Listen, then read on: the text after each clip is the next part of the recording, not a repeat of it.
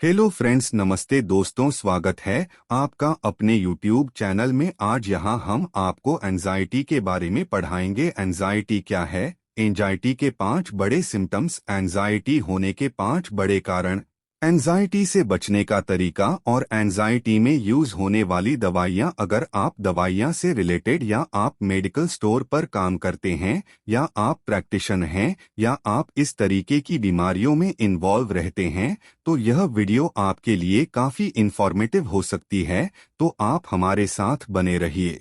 बीमारी और दवा की जानकारी के लिए हमारे YouTube चैनल पर बहुत बहुत स्वागत है आपका। What is anxiety? एंजाइटी क्या है? Anxiety is a natural response to worry, stress और परसीव्ड थ्रेट। एंजाइटी चिंता, तनाव या किसी कथित खतरे के प्रति एक स्वाभाविक प्रतिक्रिया है। यह जीवन का एक सामान्य हिस्सा है जो हमें सतर्क और केंद्रित रखकर कुछ स्थितियों में साथी हो सकता है। हालांकि जब चिंता अत्यधिक, लगातार या भारी हो जाती है तो यह रोजमर्रा की जिंदगी में और भलाई में इंटरफेरेंस या दखलंदाजी कर सकती है।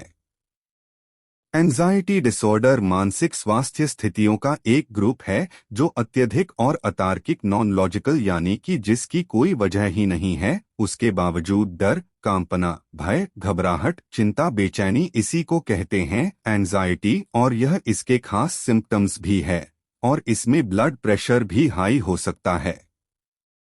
अब यहाँ पर ये जान लेते हैं कि एंजाइटी के 5 बड़े लक्षण क्या है।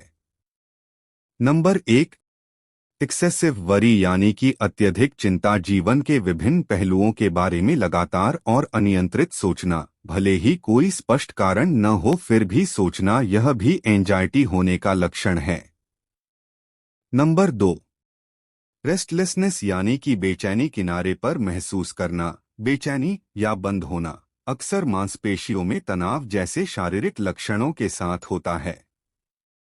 नंबर 3, फटीग यानी कि थकान, कोई शारीरिक परिश्रम न होने पर भी आसानी से थक जाना, ज्यादा सोचते रहना, कमजोरी के बारे में।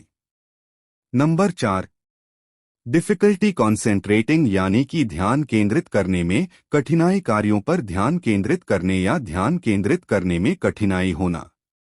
नंबर 5, इरिटेबिलिटी यानी कि चिड़चिड़ापन, आसानी से चिड़चिड़ा या उत्तेजित होना, अक्सर मूड में बदलाव का अनुभव होना।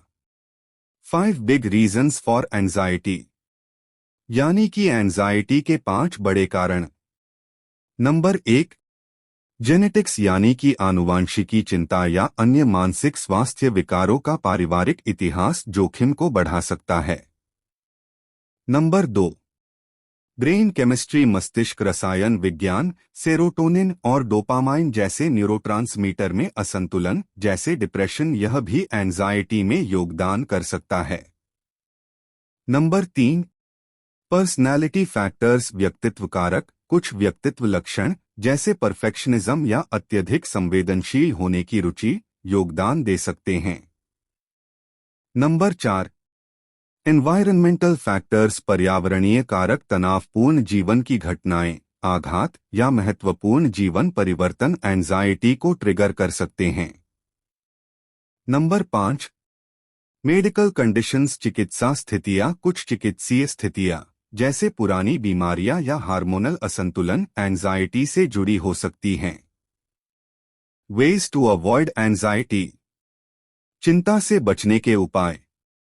Number 1, mindfulness and relaxation techniques, दिमागीपन और विश्राम तकनीकें, गहरी सांस लेना, ध्यान और योग जैसे अभ्यास तनाव और एंजाइटी को प्रबंधित करने में मदद कर सकते हैं।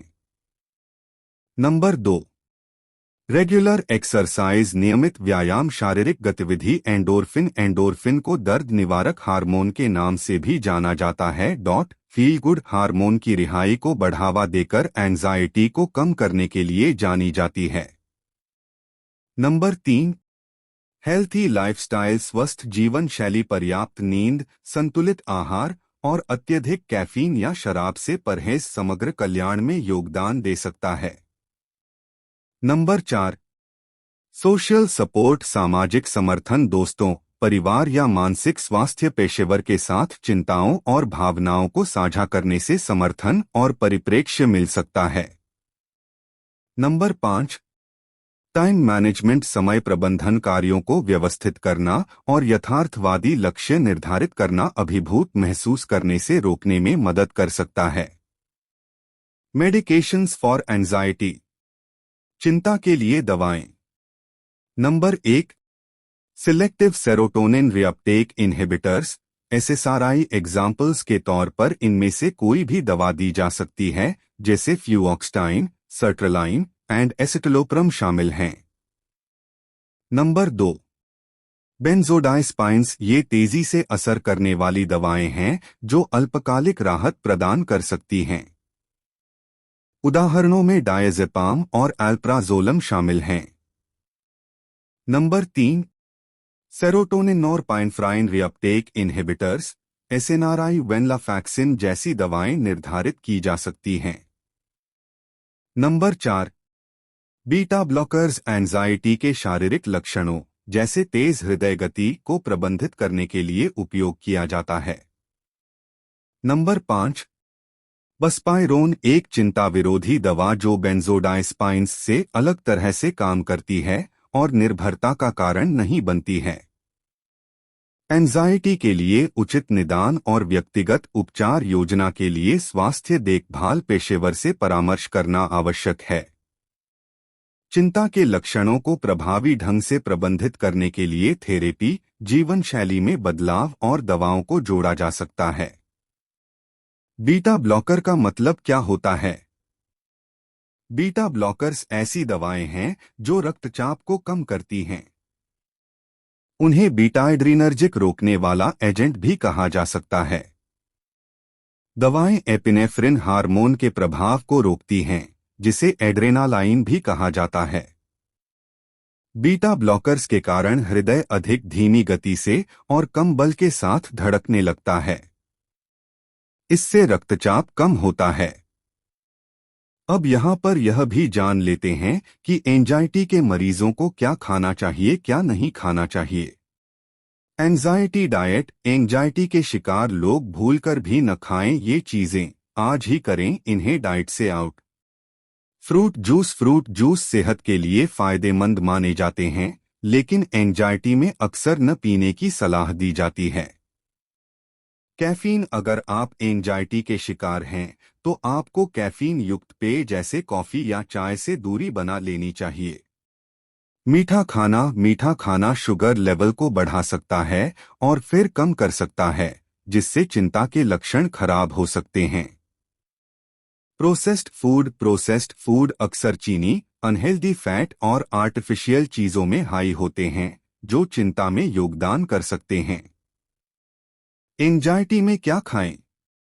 डाइट में शामिल करें एंटीऑक्सीडेंट्स। अगर इन्हीं शरीर से न निकाला जाए तो ये स्ट्रेस और एंजाइटी का कारण बन सकते हैं। इसलिए स्ट्रेस, एंजाइटी और डिप्रेशन को कम करने के लिए डाइट में एंटीऑक्सीडेंट्स से भरपूर चीजों को शामिल करें। टमाटर, ब्रोकली, कीवी, संतरे, ब्लूबेरीज, स्ट्रॉबेरी, आलू, नट्स और सीड्स को जरूर खाएं। तो यह इस वीडियो पर कुछ टिप्स। उम्मीद करता हूं कि आपको मेरा वीडियो पसंद आए तो लाइक और चैनल को सब्सक्राइब कीजिए और बेल आइकन को दबाइए। इस वीडियो को मैं यही समाप्त करता हूं। अगली वीडियो में अगले टॉपिक के साथ फिर आपसे मुलाकात होगी। तब तक के लिए thanks for watching my video and good bye.